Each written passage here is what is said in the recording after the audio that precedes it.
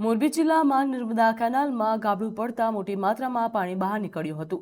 ઘટનાની જાણ થતાની સાથે જિલ્લા કલેક્ટર સ્વપ્નિલ ખરે ઘટનાસ્થળની મુલાકાત પહોંચ્યા હતા અને સમીક્ષા કરી હતી। તેમણે સંબંધિત વિભાગના અધિકારીઓને તાત્કાલિક કેનાલનું સમારકામ શરૂ કરવા સૂચના આપી હતી। કેનાલમાંથી નીકળેલા પાણીના કારણે આસપાસના ખેતરોમાં પાણી ફરી વળતા પાકને નુકસાન થવાની આશંકા છે। કલેક્ટરે કૃષિ વિભાગને નુકસાનનો સર્વે કરી તાત્કાલિક અહેવાલ રજૂ કરવા નિર્દેશ આપ્યો। તંત્ર દ્વારા કેનાલમાં સમારકામની કામગીરી યુદ્ધના ધોરણે હાથ ધરવામાં આવી છે। આ સાથે જ ખેડૂતોને થયેલા નુકસાનનું મૂલ્યાંકન કરી જરૂરી કાર્યવાહી કરવામાં આવશે તેવી જિલ્લા તંત્રએ ખાતરી આપી।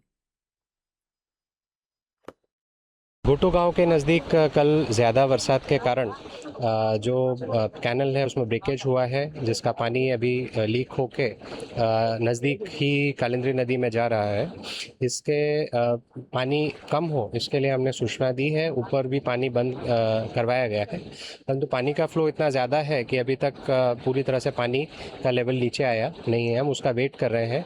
आज शाम तक अथवा कल सुबह तक पानी का लेवल कम हो जाएगा और कम होते ही यहाँ पे SSNL ने अपनी टीम्स रखी हैं।